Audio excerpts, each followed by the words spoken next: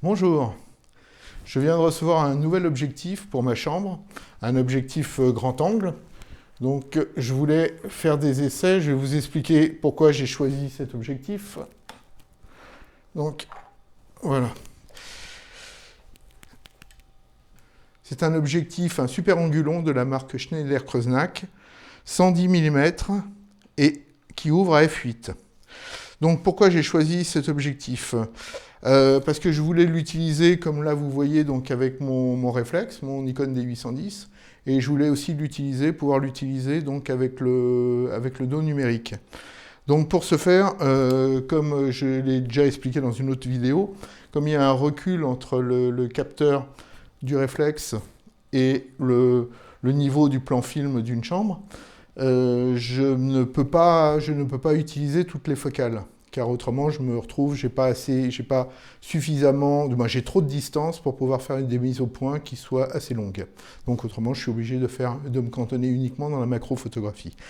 Donc j'ai vu qu'il fallait au minimum 130. Donc j'ai cherché un 130 et j'ai trouvé ce 121 mm qui est monté donc sur une plaque Cynar, une plaque DB, et qui a la particularité, comme l'autre objectif, comme celui-là, d'avoir une bague de réglage de l'ouverture.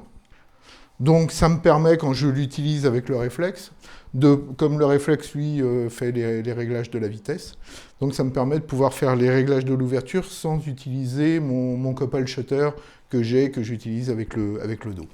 Sur la précédente vidéo que j'avais fait, je vous avais montré donc le Copal Shutter qui se monte donc juste à l'arrière du plan, comme ici.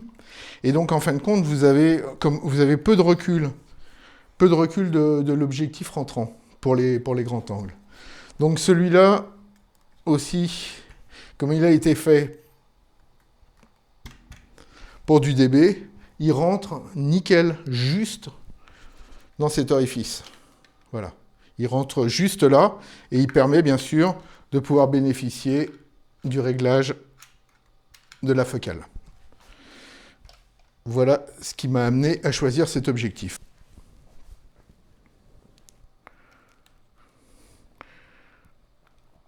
Donc je branche l'appareil pour faire la photo. Et vous voyez ici sur cet écran, vous voyez ici mon live view, ce qui me permet de voir exactement la netteté. Et donc là, je viens de déclencher déjà une photo, et donc j'ai la plage de netteté qui s'affiche sur la photo. J'ai aussi, pour reprendre cette photo, utilisé une charte de gris, car j'ai utilisé deux spots Ikea, mais qui ont une lumière assez jaune. Voilà, donc je vais vous montrer donc après le résultat sur l'ordinateur. Avec le dos numérique, je vais essayer aussi de faire des photos en extérieur pour voir si j'arrive vraiment à faire des mises au point à l'infini. Parce que comme j'ai des possibilités de mouvement, je pourrais arriver, en faisant un empilement de photos, à récupérer peut-être pas du 9 cm par 12 comme est à l'origine le plan film de la chambre, mais en tout cas d'avoir un format beaucoup plus large, un format pratiquement de moyen format, j'espère arriver à du 6 par 8. Mais je vais vous montrer tout ça je pense dans une deuxième vidéo que je ferai uniquement avec le dos numérique. Voilà, et à tout de suite. Donc je vous retrouve derrière l'ordinateur, devant le fichier sur Capture One, le masque de mise au point qui permet de voir que la photo a été bien prise. Donc je peux faire un zoom pour vous montrer un petit peu. Par contre là, en voyant, on s'aperçoit qu'il va falloir que je travaille le fond, parce que le fond n'est pas propre du tout. Donc j'ai commencé par régler ma balance des blancs, donc en prenant la pipette et en faisant une balance des blancs. Donc j'arrive à 4392 avec une nuance moins 3,6. Donc j'ai reporté ça, 4399, j'ai reporté ça sur l'image suivante. Et je n'irai pas plus loin sur Capture One, puisque je vais faire tous mes réglages sur Photoshop. J'édite sur Photoshop cette image.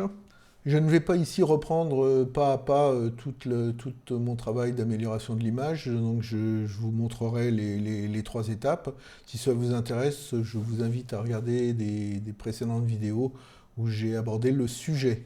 Donc pour faire plus court, je vous ai fait 3 étapes. La première, c'est la photo quand je l'ai importée sur Photoshop. La deuxième, c'est quand j'ai retravaillé cette photo avec les filtres de la nouvelle collection. Et comme je vous l'avais dit précédemment, le fond n'est pas très très propre, même si j'ai essayé un petit peu d'enlever les plus grosses poussières. Donc j'ai décidé ensuite donc, de faire un masque de fusion.